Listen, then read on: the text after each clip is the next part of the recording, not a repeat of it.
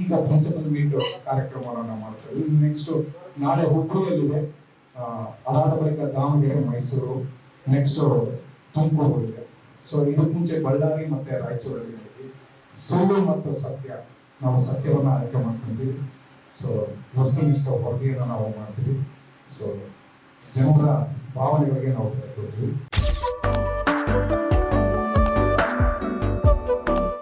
ಮೊದಲಿಗೆ icon awards ಅಂತ ಒಂದು ಪ್ರೋಗ್ರಾಮ್ ಮಾಡಿದ್ವಿ. ನಾನು ಕನ್ನಡಿಗ ಅಂತ ಹೊರ ರಾಜ್ಯದಿಂದ ಬಂದು ನಮ್ಮ ಕರ್ನಾಟಕದಲ್ಲಿ ಉದ್ಯಮವನ್ನ ಕಟ್ಟಿ ನಮ್ಮ ಕನ್ನಡಿಗರಿಗೆ ಕೆಲಸವನ್ನ ಕೊಡ್ತಕ್ಕಂತ ಒಂದು ಸಾಧನೆ ಮಾಡಿರ್ತಕ್ಕಂಥವ್ರಿಗೆ ನಾನು ಕನ್ನಡಿಗ ಅಂತ ಒಂದು ಪ್ರೋಗ್ರಾಮ್ ಮಾಡಿದ್ವಿ. ಅದಾದ ಬಳಿಕ ಕೆಂಪೇಗೌಡ ಅವಾರ್ಡ್ ಅಂತ, ಅಂದ್ರೆ ಕೆಂಪೇಗೌಡ ಅಂದ್ರೆ ನಗರ, ಅಂದ್ರೆ ಯಾವ್ಯಾವ ನಗರದಲ್ಲಿ ಯಾವ್ಯಾವ ನಗರ ಅಭಿವೃದ್ಧಿಗೆ ಕೆಲಸ ಮಾಡ್ತಕ್ಕಂಥ ಆ ಒಂದು ಕೆಲಸಕ್ಕೆ ಶ್ರಮಿಸ್ತಕ್ಕಂಥ ನಾಯಕರನ್ನ ಗುರುತಿಸ್ಬಿಟ್ಟು ನಾವು ಕೆಂಪೇಗೌಡ ಅವಾರ್ಡ್ ಅನ್ನು ನಾವು ಕೊಡ್ತಕ್ಕಂಥ ಕೆಲಸ ಮಾಡಿದ್ವಿ. ಅದ್ರ ಜೊತೆಗೆ ಟೀಮ್ ಅವಾರ್ಡ್ ಅಂತ ನಾವು ಮಾಡಿದ್ವಿ. ಅಂದ್ರೆ ಬಾಬಾ ಸಾಹೇಬ್ ಅಂಬೇಡ್ಕರ್ ಅವರ ಹೆಸರಿನಲ್ಲಿ ನಾವು ಒಂದು ಅವಾರ್ಡ್ ಅನ್ನು ಕೊಡ್ತಕ್ಕಂಥ ಪ್ರಶಸ್ತಿ ಸಮಾರಂಭವನ್ನು ನಾವು ಮಾಡಿದ್ವಿ.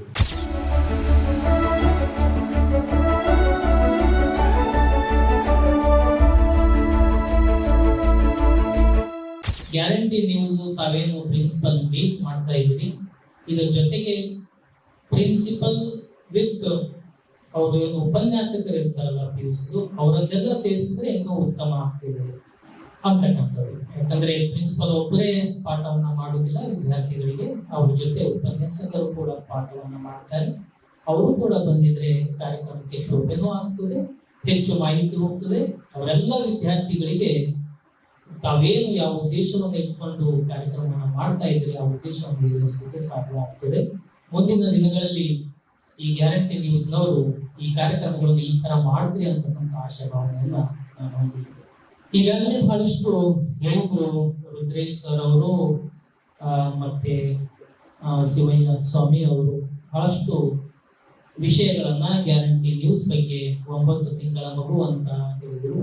ಎಷ್ಟೇ ಇರಲಿ ಮಗು ಅಂತ ಹೇಳಿದ್ರು, ಎಷ್ಟೇ ಇರಲಿ ಅದು ಅವಧಿಯಲ್ಲಿ ಕಡಿಮೆ ಇರ್ಬೋದು, ಮತ್ತೆ ಸರ್ವಿಸ್ ಕೊಡೋದ್ರಲ್ಲಿ ಮುಂದಿದ್ರೆ ನೋಡಿ, ಎಷ್ಟೇ ದೊಡ್ಡವನಿದ್ರು ಕೂಡ ಜ್ಞಾನ ಇಲ್ಲ ಅಂತಂದ್ರೆ ಅವನಿಂದ ಸರ್ವಿಸ್ ಅನ್ನ ಕೊಡ್ಲಿಕ್ಕೆ ಸಾಧ್ಯ ಆಗಲ್ಲ. ಸತ್ಯವಾದ ಜ್ಞಾನ ಇರಬೇಕು, ಮತ್ತೆ ಶಕ್ತಿ ಇರಬೇಕು, ಧೈರ್ಯ ಇರಬೇಕು, ಅಂದಾಗ ಮಾತ್ರ ಅವನಿಂದ ಕೆಲಸವನ್ನು ಮಾಡ್ಲಿಕ್ಕೆ ಸಾಧ್ಯ ಆಗ್ತದೆ. ಬಹಳ ವಯಸ್ಸಿನವರು ಅದರ ಅಂತೇಳಿ ಅವ್ರಿಂದೇ ಕೆಲಸ ಆಗಲ್ಲ, ಸಣ್ಣ ಮಗುವಿನಿಂದಲೂ ಕೂಡ ಕೆಲಸವನ್ನು ಮಾಡ್ಲಿಕ್ಕೆ ಸಾಧ್ಯ ಆಗ್ತದೆ. ಆ ನಿಟ್ಟಿನಲ್ಲಿ ತಾವು ಕೆಲಸವನ್ನು ಮಾಡ್ತಾ ಇದ್ದೀರಿ ಅಂತ ತಾವು ಹೇಳಿದ್ರಿ, ತುಂಬಾ ಒಳ್ಳೆಯದು. ಒಂದು ಮಾತನ್ನ ಮೊದಲನೇದಾಗಿ ಪ್ರಿನ್ಸಿಪಲ್ ಅವರಿಗೆ ಅವರನ್ನ ಕುರಿತು ಮಾತಾಡೋದಕ್ಕಿಂತ ಮೊದಲು ನಾನು ಏನು ಹೇಳ್ಬೇಕಂತ ಇದ್ದೀನಿ ಅಂದ್ರೆ, ಯಾವುದೇ ನ್ಯೂಸ್ನವರು ಸತ್ಯವನ್ನೇ ನುಡಿಬೇಕು, ಸತ್ಯವನ್ನೇ ಪ್ರದರ್ಶನ ಮಾಡಬೇಕು ಅಂತಕ್ಕಂಥದ್ದು. ಯಾಕಂದ್ರೆ ಸತ್ಯಕ್ಕೆ ನಾಶ ಅಂತಕ್ಕಂಥದ್ದು ಇಲ್ಲ. ಸತ್ಯ ಯಾವಾಗಲೂ ನಶಿಸಿ ಹೋಗಲ್ಲ, ಅದು ಅಮರವಾಗಿರ್ತಕ್ಕಂಥದ್ದು. ಸುಳ್ಳು, ಕೆಲವೊಂದು ಸುಳ್ಳು 1 ನಿಮಿಷ ಇರ್ಬೋದು, ಕೆಲವೊಂದು ಸುಳ್ಳು 1 ಗಂಟೆ ಇರ್ಬೋದು, ಕೆಲವೊಂದು ಸುಳ್ಳು 1 ದಿನ, 1 ವರ್ಷ ಇರ್ಬೋದು, 10 ವರ್ಷ ಇರ್ಬೋದು, 100 ವರ್ಷ ಇರ್ಬೋದು ಕೆಲವೊಂದು ಸುಳ್ಳುಗಳು. ಆದ್ರೆ 100 ವರ್ಷದ ನಂತರ ಮತ್ತೆ ಸತ್ಯ ಸತ್ಯವೇ ಆಗ್ತದ, ಸುಳ್ಳು ಸುಳ್ಳೇ ಆಗ್ತದ.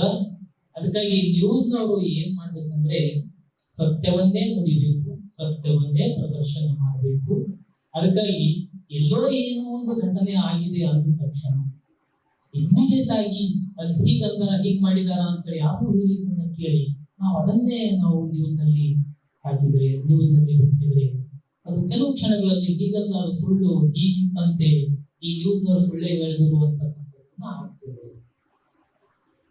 ಅದಕ್ಕೆ ಹಿಂದಕ್ಕೆ ಕಥೆ ಹೇಳ್ತಿದಾರಲ್ಲ, ಏನು ಅಂದ್ರೆ ನೋಡಿದ್ದು ಸುಳ್ಳಾಗಬಹುದು, ಕೇಳಿದ್ದು ಸುಳ್ಳಾಗಬಹುದು, ಕೇಳಿದ್ದು ಸುಳ್ಳಾಗಬಹುದು, ನೋಡಿದ್ದು ಸುಳ್ಳಾಗಬಹುದು, ಕಣ್ಣಿಗೆ ನೋಡಿದ್ದು ಸುಳ್ಳಾಗಬಹುದು.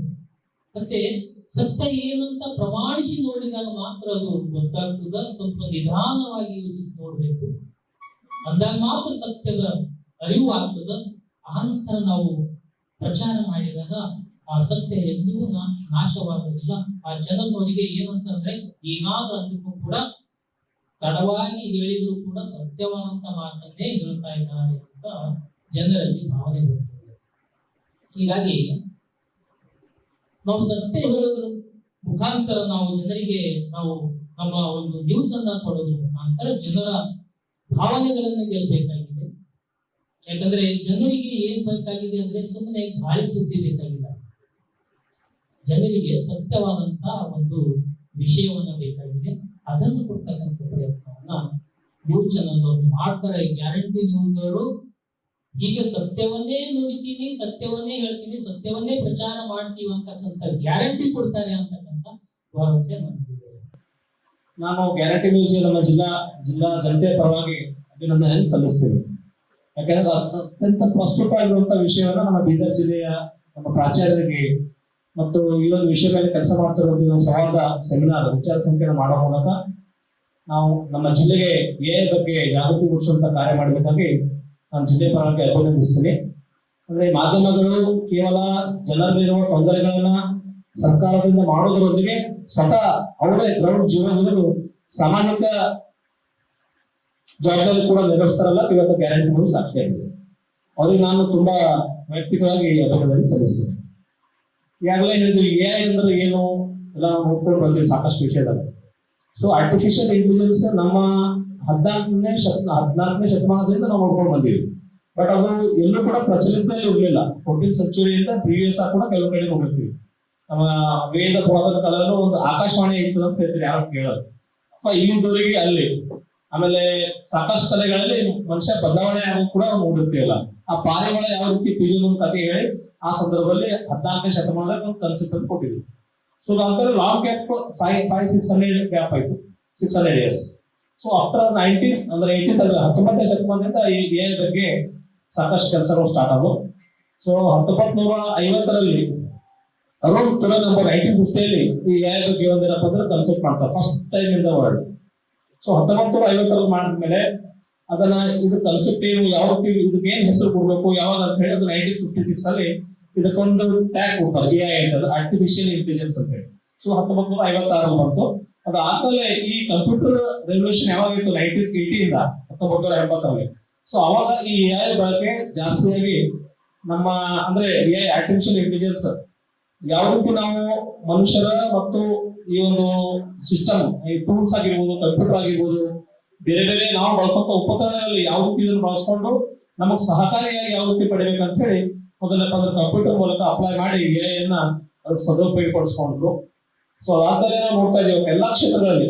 ಇವನ್ ನೀವು ಈ ಮೆಡಿಕಲ್ ಕ್ಷೇತ್ರ, ವೈದ್ಯಕೀಯ ಕ್ಷೇತ್ರದಲ್ಲಿ ಬಹಳಷ್ಟು ಇವತ್ತ ನಾವೆಲ್ಲ ಕೆಲವೊಂದು ಫಿಸಿಯೋಥೆರಪಿ ಅಂತ ಹೇಳ್ತೀವಿ, ಅಥವಾ ECG, EEG, 2D ಇಕೋ, ಅದರಲ್ಲೂ ಕೂಡ ಈ ಎಐ ಟೆಕ್ನಾಲಜಿ ಇದೆ. ನಾನು 2012 ಚೈನಾಕ್ ಹೋಗಿದ್ದೆ, ಗೌರ್ಮೆಂಟ್ ಡೆಲಿಗೇಷನ್ ಜೊತೆ, ಗೌರ್ಮೆಂಟ್ ಆಫ್ ಇಂಡಿಯಾ. ಸೊ ಅವಾಗಲ್ಲಿ ಅವ್ರ ಹತ್ರ ಬುಲೆಟ್ ಟ್ರೈನ್ಸ್ ಇದ್ರು. 2012 ಅಂದ್ರೆ 13 ವರ್ಷ ಕೆಳಗಡೆ ಭಾರತ ಸರ್ಕಾರ ದೀಪದಲ್ಲಿ ಕೆಲವು ಸಂಸದರು, ಹಿರಿಯ ಪತ್ರಕರ್ತರು, ನ್ಯಾಷನಲ್ ಅವಾರ್ಡ್ಸ್, ಆಮೇಲೆ ಪಾಲಿಸಿ ಕೆಲಸ ಮಾಡ್ತಿರಲ್ಲ. ಸೊ ಅವಾಗ ನಾವು ಬುಲೆಟ್ ಟ್ರೈನ್ ಕುಂತಿದ್ವಿ. ಸೊ ನಾವು ಇವಾಗ ಫ್ಲೈಟ್ ಹೆಂಗ್ ಕೊಡ್ತೀವಿ ಆ ತರ ಅವ್ರಿತ್ತು. ನಾವು ಬುಲೆಟ್ ಟ್ರೈನ್ ಕುಂತಾಗ ನಾವು ಫೀಲ್ ಏನಾಗುತ್ತೆ ಅಂದ್ರೆ ಆ ಫ್ಲೈಟ್ ನಡ್ದು ಅಂತ ಅವತ್ತು 2 ಕಿಲೋಮೀಟರ್ ಅನ್ನೈತಿತ್ತು ಅವಾಗ. ಸೊ ಅವರು ಕುಂತಂತೆ ಸೀಟ್ ಮೇಲೆ ಸುಮಾರು 10ರಿಂದ 12 ಕೋಚಸ್ ಇದ್ವು. So every coach, every monitor ಅಂದ್ರೆ ಎವ್ರಿ ಸೀಟ್ ಮಾನಿಟರ್ ಪೈಲಟ್ ಅಂತ ಇರ್ತದೆ.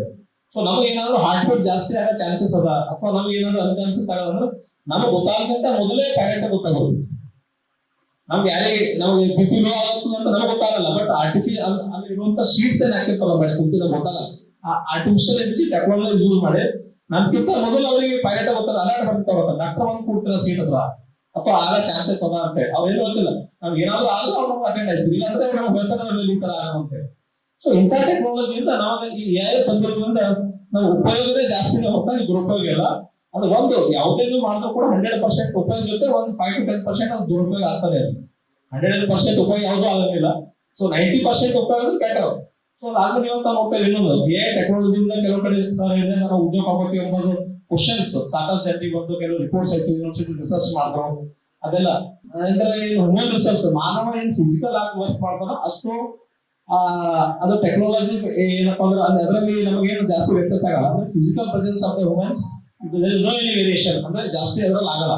ಬಟ್ ಟೆಕ್ನಾಲಜಿ ವಿಷಯದಲ್ಲಿ ಬಂದಾಗ ಸ್ವಲ್ಪ ನಮ್ಗಿಂತ ಅಪ್ಗ್ರೇಡ್ ಆಗಿ ಕೆಲಸ ಮಾಡ್ಬೋದು. ಅದರಲ್ಲಿ ನನಗೆ ಅನಿಸ್ತದ ಈ ಜನರು ಉದ್ಯೋಗ ಪಡ್ಕೊತಾರ ಅಥವಾ ಮುಂದೆ ಅನ್ನೋ ಪ್ರಶ್ನೆ ಅದರಲ್ಲಿ ಅಷ್ಟು ಬರಂಗಿಲ್ಲ ನನ್ನ ವೈಯಕ್ತಿಕ ಅಭಿಪ್ರಾಯ. ಯಾಕಂದ್ರೆ ಇಷ್ಟು ಜನ ಟೀಚರ್ಗಳು ಇರ್ಬೋದು, ಡಾಕ್ಟರ್ಸ್ ಇರ್ಬೋದು, ಎಲ್ಲಾ ಕ್ಷೇತ್ರದಲ್ಲಿ ಅದೇ ಬರ್ತಾರ. ಇರೋರಿಗೆ ಕೆಲಸ ಇಲ್ಲ, ಸಂಬಳ ಇಲ್ಲ, ಅದು ಒಂದು ಹೆದರಿಕೆ, ನ್ಯಾಚುರಲಿ ಆಗಿ ಹೆದರಿಕೆ ಇದೆ ಅದು ಸದ್ಯಕ್ಕೆ. ಈಗ ಮುಂದೆ ಅದರ ಅಪ್ಲಿಕೇಶನ್ ಬಂದಾಗ ನಮಗೆ ಗೊತ್ತಾಗ್ತದೆ ಅಷ್ಟೇ ಅಂತ ಒಂದು ಅನಿಸಿಕೆ ಇದೆ. ಈ ಎ ಬಗ್ಗೆ ಇಲ್ಲಿವರೆಗೂ ನೀವೆಲ್ಲರೂ ಬಹಳ ವಿಸ್ತರಿಸಿ ಹೇಳಿದ್ರಿ. ನೀವೆಲ್ಲರೂ ಎಲ್ಲಾ ಪ್ರಿನ್ಸಿಪಾಲ್ ಹೇಳುವಂತ ಉದ್ದೇಶದಿಂದ ಮುಂದಿನ ಬರ್ತಕ್ಕಂಥ PUC ಆಗಿರ್ತಕ್ಕಂಥ ಮಕ್ಕಳಿಗೆ ಇಂಜಿನಿಯರ್ ನಲ್ಲಿ ಎ ತೆಗೆದುಕೊಳ್ಳಕ್ಕೆ ನೀವು ಹೇಳಿ ಅಂತಕ್ಕಂಥ ಸಂದೇಶ ನೀವು ಆಡಿಸ್ತಾ ಇದ್ರಿ.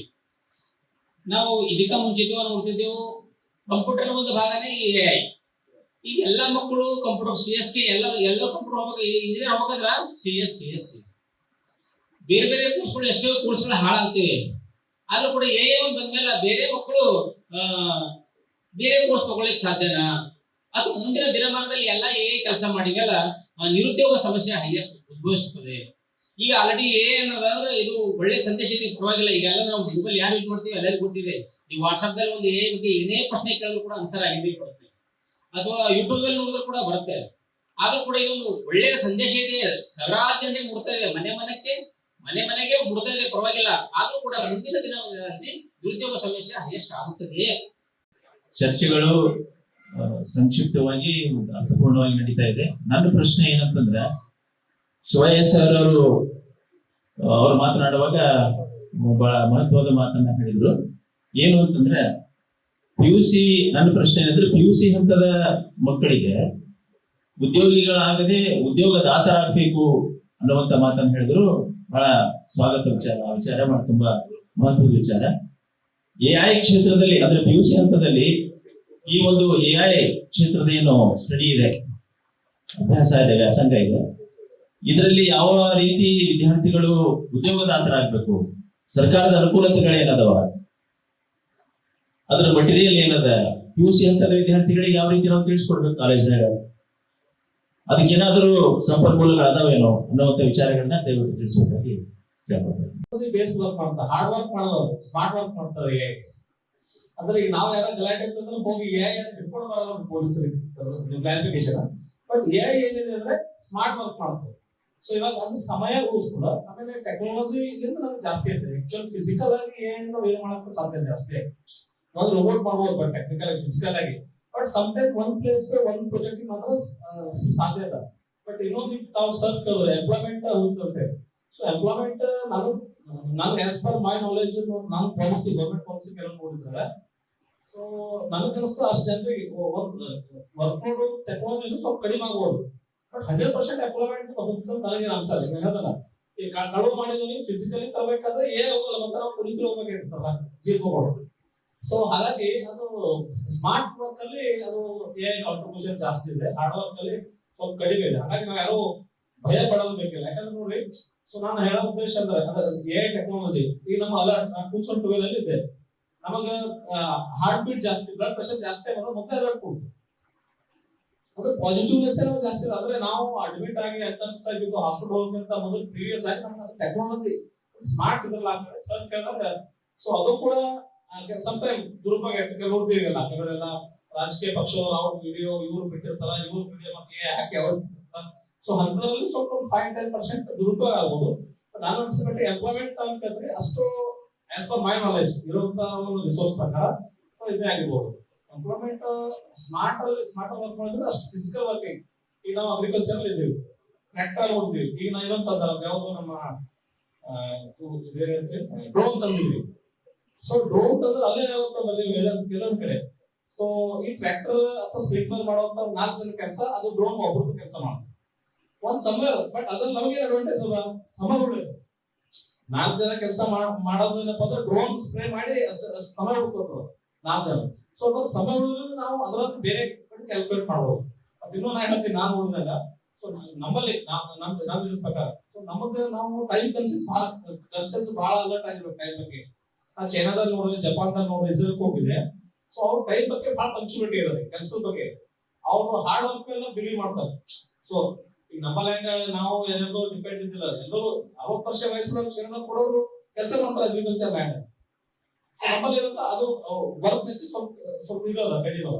ಅದರಿಂದ ನನಗೆ ಅನಿಸ್ತದ ಸೊ ಸ್ಮಾರ್ಟ್ ವರ್ಕ್ ಅಲ್ಲಿ ಅದು ಅನುಕೂಲ ಆಯ್ತು. ಅದ್ರಲ್ಲಿ 2 to 5% ಜನರಿಗೆ 10 ಜನ ಎಂಪ್ಲಾಯ್ಮೆಂಟ್ ಮಾಡೋದನ್ನ 8 ಜನಕ್ಕೆ ತರಬಹುದು. ಬಟ್ ಸಮಯ ಉಳಿಸೋದು ಹಂಗ ಅನ್ಸೋದು 10ಕ್ಕೆ ಅದು ನಮ್ಗೆ ಯಾವಾಗ ರಿಸ್ಕ್ ಅಂದ್ರೆ 10 ಜನ ಎಂಪ್ಲಾಯ್ಮೆಂಟ್ ಮಾಡೋದು 4 ಜನ ಇರ್ತದೆ ನೀವು ಅಂದ್ರೆ ಅದು it will risk. So as per my knowledge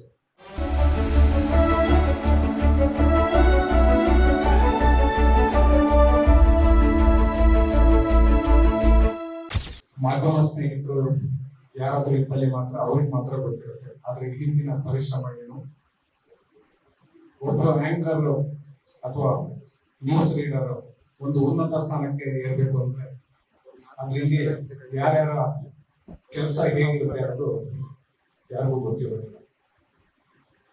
so ನನಗೆ ಅಷ್ಟಾಗಿ ಮಾತಾಡಕ್ ಬರೋದಿಲ್ಲ, ಯಾಕೆಂದ್ರೆ ನಾನು ಯಾವತ್ತೂ ನ್ಯೂಸ್ ಓದೋದಿಲ್ಲ, ಪ್ರೋಗ್ರಾಮ್ ಆಂಕರಿಂಗ್ ಮಾಡೋದಿಲ್ಲ. ಅದಕ್ಕೆ ರೆಡಿ ಮಾಡ್ಕೊಡ್ತೀನಿ.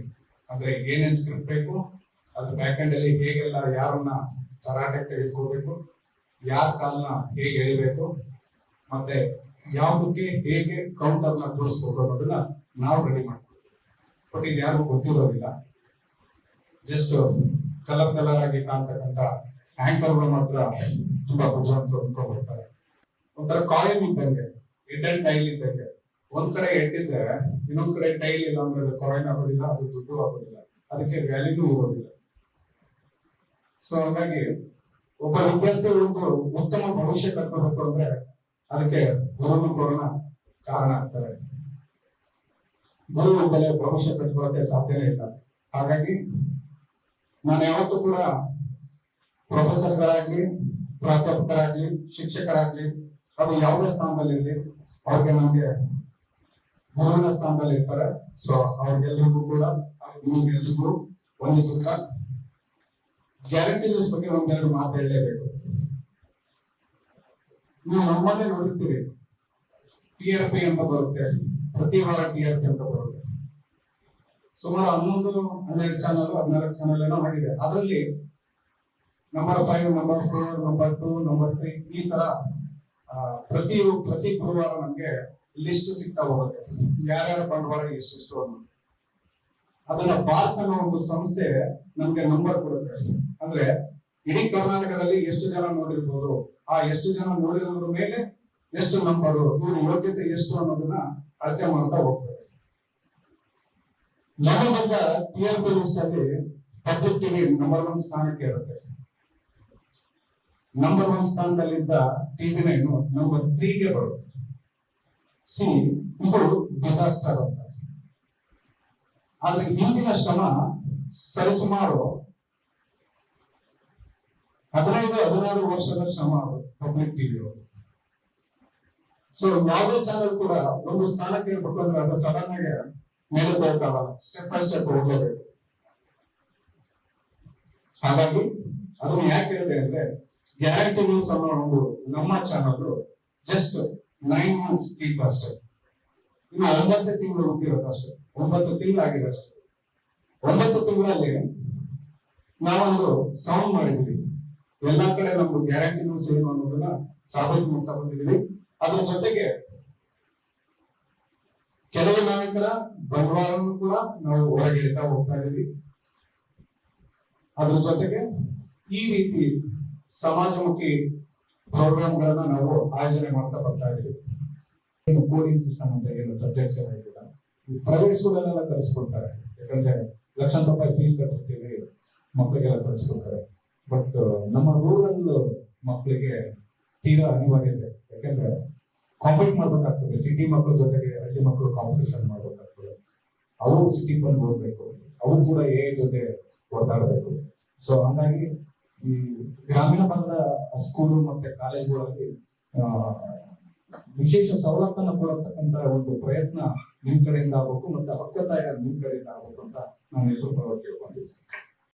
ಟೆಕ್ನಾಲಜಿ ಅಂದ್ರೆ ಏನು? ಇದು application of science. Without technology we can't compete with other countries. ಯಾವುದೇ ದೇಶದೊಂದಿಗೆ ಅಥವಾ ಬೇರೆ ದೇಶಗಳ ಅಭಿವೃದ್ಧಿಯೊಂದಿಗೆ ನಾವು ಕಾಂಪಿಟೇಷನ್ ಮಾಡಬೇಕಾದ್ರೆ ನಮ್ಗೆ ಟೆಕ್ನಾಲಜಿ ಬೇಕು. ಟೆಕ್ನಾಲಜಿ ಅಂದ್ರೆ ಈಗ ಹೊಸದು ಬರೋದು AI, ಆರ್ಟಿಫಿಷಿಯಲ್ ಇಂಟೆಲಿಜೆನ್ಸ್ ಅಂತ. ಫಾರ್ ಎಕ್ಸಾಂಪಲ್ ಈಗ ನಾವು ಚೈನಾ ಜೊತೆ ನಮ್ಮ ಭಾರತ ದೇಶ ಕಂಪೇರ್ ಮಾಡಿದ್ರೆ ನಾವು ಸುಮಾರು 30-40 ವರ್ಷಗಳ ಹಿಂದಿದ್ದು. ಅಮೆರಿಕ ಜೊತೆ ಕಂಪೇರ್ ಮಾಡಿದ್ರು ಹಿಂದಿದ್ದೆವು, ರಷ್ಯಾ ಜೊತೆ ಕಂಪೇರ್ ಮಾಡಿದ್ರು ಹಿಂದಿದ್ದೆವು. ಸೊ ಈ ಪ್ರಪಂಚದ ಅಭಿವೃದ್ಧಿ ಜೊತೆ ನಾವು ಕಾಂಪಿಟೇಷನ್ ಮಾಡಬೇಕಾದ್ರೆ ನಮಗ ಟೆಕ್ನಾಲಜಿ ಬೇಕೇ ಬೇಕು. ಸೊ ಈ ಟೆಕ್ನಾಲಜಿ ಮುಖಾಂತರ ನಾವು ಸಮಯನೂ ಉಳಿಸ್ಕೋಬಹುದು, ದುಡ್ಡುನು ಉಳಿಯುತ್ತದೆ ಮತ್ತು ಪ್ರಪಂಚದ ಬೇರೆ ದೇಶದ ಜೊತೆಗೆ ನಾವು ಕಾಂಪಿಟೇಷನ್ ಮಾಡಬಹುದು. ಅದಕ್ಕೆ ಟೆಕ್ನಾಲಜಿ ಆಗಲಿ AI ಆಗಲಿ ಇದು ಬಹಳ ಅವಶ್ಯಕದ ಅಂತ ನನ್ನ ಅನಿಸಿಕೆ. ಕೃತಕ ಬುದ್ಧಿಮತ್ತೆ AI ಎನ್ನುವುದು ಯಂತ್ರಗಳಿಗೆ ಮಾನವನಂತೆ ಆಲೋಚಿಸಲು, ಕಲಿಯಲು ಮತ್ತು ನಿರ್ಧಾರ ತೆಗೆದುಕೊಳ್ಳಲು ಸಹಾಯ ಮಾಡತಕ್ಕಂತ ಒಂದು ತಂತ್ರಜ್ಞಾನ. ಅರ್ಥ ಆಯ್ತಾ? AI ಅಂತಕ್ಕಂಥದ್ದು, ಯಾಕಂದ್ರೆ ನಾನಿಲ್ಲಿ ನೋಡುವ ಹಾಗೆ ಆರ್ಟ್ಸ್, ಸೈನ್ಸ್ ಮತ್ತೆ ಕಾಮರ್ಸ್ ಬ್ಯಾಕ್ ಗ್ರೌಂಡ್ ಇರ್ತಕ್ಕಂಥ ಟೀಚರ್ಸ್, ಪ್ರಿನ್ಸಿಪಲ್ ಇದ್ದಾರೆ, ಡಾಕ್ಟರ್ಸ್ ಅಥವಾ ಮೆಡಿಕಲ್, ಇಂಜಿನಿಯರಿಂಗ್ ಪ್ರಿನ್ಸಿಪಲ್ಸ್ ಇಲ್ಲಿ ಬಂದಿಲ್ಲ ಅಂತ ನಾನು ಅನ್ಕೊಂಡಿದ್ದೀನಿ. ಸಾರಿ, ಬಂದಿದ್ರೆ ಹೇಳಲಿಕ್ಕಾಗಲ್ಲ ಅನ್ಕೊಳ್ತೀನಿ. ಅದಕ್ಕೆ ನಾನು AI ಬಗ್ಗೆ ಸ್ವಲ್ಪ ಬೇಸಿಕ್ ನಲ್ಲಿ ನಾನು ಹೇಳಿದೆ. ಈ ಕೃತಕ ಬುದ್ಧಿಮತ್ತೆ ಅಂತಕ್ಕಂಥ AI ಅಂತಕ್ಕಂಥದ್ದು ಇದು ಮಾನವನಂತೆ ಆಲೋಚಿಸಲು ಮತ್ತು ಕಲಿಯಲು ಮತ್ತು ನಿರ್ಧಾರ ತೆಗೆದುಕೊಳ್ಳಲು ಸಹಾಯ ಮಾಡುವ ಒಂದು ತಂತ್ರಜ್ಞಾನ. ಇದು ರಚನೆ ಹೇಗಾಗಿದೆ ಅಂದ್ರೆ, ಇದು ರಚನೆ ಹೇಗಾಯ್ತು? ಮೈಂಡ್ ಅಂಡ್ ಇಂಟೆಲೆಕ್ಚುವಲ್ ಅಂತಲ್ಲ, ಮೈಂಡ್ ಅಂಡ್ ಇಂಟೆಲೆಕ್ಟ್ ನಾವು ಬುದ್ಧಿ, ಮನಸ್ಸು ಮತ್ತು ಬುದ್ಧಿ, how it was created, it is created by the God ಅಂತಕ್ಕಂಥದ್ದು. ನಮ್ಮನ್ನು ನಾವಂತೂ ರಚನೆ ಮಾಡ್ಕೊಂಡಿಲ್ಲ ಸರ್. ಇದು ನಮ್ಮ ದೇಹದ ರಚನೆಯು ಕೂಡ ನಮ್ಮನ್ನು ನಾವು ಮಾಡ್ಕೊಂಡಿಲ್ಲ, 5 ತತ್ವಗಳಿಂದ ಆಗಿದೆ. ನಾವು ಮಾತಾಡ್ತೀವಿ, ವಿಚಾರ ಮಾಡ್ತೀವಿ ಅಂದ್ರೆ 2 ಕಾಂಬಿನೇಷನ್ ಇದೆ ಇಲ್ಲಿ. ಒಂದು ಭೌತಿಕ ಮತ್ತು ಒಂದು ಮತ್ತೊಂದು ಅಭೌತಿಕ, ಗೋಚರ ಮತ್ತು ಅಗೋಚರ ಅಂತಕ್ಕಂಥದ್ದು. ಹಾರ್ಡ್ವೇರ್ ಅಂಡ್ ಸಾಫ್ಟ್ವೇರ್ ಅಂತ ನಾವು ಅಂತೀವಿ. ಎಲ್ಲಿ? ಈ ಮಷಿನ್ ನಲ್ಲಿ ಹಾರ್ಡ್ವೇರ್ ಅಂಡ್ ಸಾಫ್ಟ್ವೇರ್ ಅಂತೀವಿ. ಇದು ಬಾಡಿ ಎಲ್ಲ ಪಂಚತತ್ವಗಳಿಂದ ಆಗಿರ್ತಕ್ಕಂಥದ್ದು ಬಾಡಿ, ಇದು ಹಾರ್ಡ್ವೇರ್ ಇದೆ. ಒಳಗಡೆ ಇದೆಯಲ್ಲ, ಇದೆಲ್ಲ ಮನಸ್ಸು ಮತ್ತು ಬುದ್ಧಿ, ಇದು ಸಾಫ್ಟ್ವೇರ್ ಇದೆ. ಜ್ಞಾನ ಪಡೆದುಕೊಳ್ಬೇಕು, ನಾವು ಮೌಲ್ಯವನ್ನ ಕಳೆದುಕೊಳ್ಳಬಾರದು. ಬುದ್ಧಿಯನ್ನ ಪಡೆದುಕೊಳ್ಬೇಕು, ಚಿತ್ತವನ್ನ ಕಳೆದುಕೊಳ್ಳಬಾರದು. ಮಾಹಿತಿಯನ್ನ ಪಡೆದುಕೊಳ್ಬೇಕು, ಅನುಭವವನ್ನ ಕಳೆದುಕೊಳ್ಳಬಾರದು. ಜ್ಞಾನವನ್ನ ಪಡೆದುಕೊಳ್ಬೇಕು, ಹೃದಯವಂತಿಕೆಯನ್ನ ಉಳಿಸ್ಕೊಂಡು ಹೋಗ್ಬೇಕು, ಹೃದಯವಂತಿಕೆ ಕಳ್ಕೊಂಡು ಹೋಗಬಾರ್ದು ಅಂತಕ್ಕಂಥದ್ದನ್ನ ನಾನು ಈ ಸಂದರ್ಭದಲ್ಲಿ ಹೇಳಲಿಕ್ಕೆ ಇಷ್ಟಪಡ್ತೀನಿ. ಇದನ್ನ ಅತಿಯಾಗಿ ಕೂಡ ನಾವು ಅವಲಂಬನೆ ಮಾಡಬಾರ್ದು.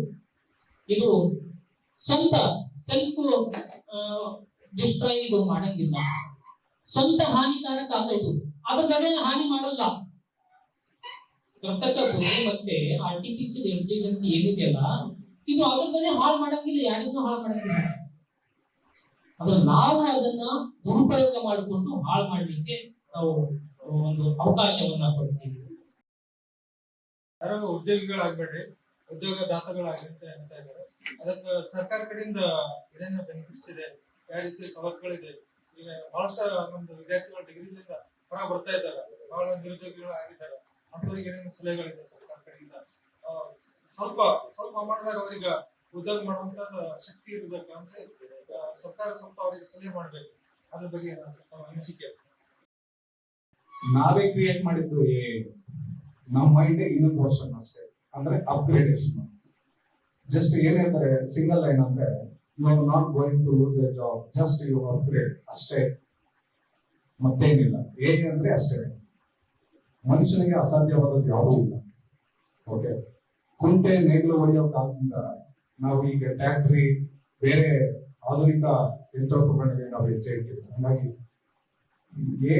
ಏನು ದೊಡ್ಡ ಚಾಲೆಂಜ್ ಏನಲ್ಲ. ಈಗ ಜೆನ್ಜಿ ಕಾಲ, ನೆಕ್ಸ್ಟ್ ಜೆನ್ಜೆಡ್ ಕಾಲ. ಸೊ ಮೋಸ್ಟ್ಲಿ ನಾವ್ ಹಿಂದುಳಿದ್ರು ದೊಡ್ಡ, ನಮ್ಮ ಮಕ್ಕಳು ನೆಕ್ಸ್ಟ್ ಫುಲ್ ಅಪ್ಗ್ರೇಡೇಷನ್ ಆಗಿರ್ತಾರೆ. ನಮ್ಮ ಮಕ್ಕಳು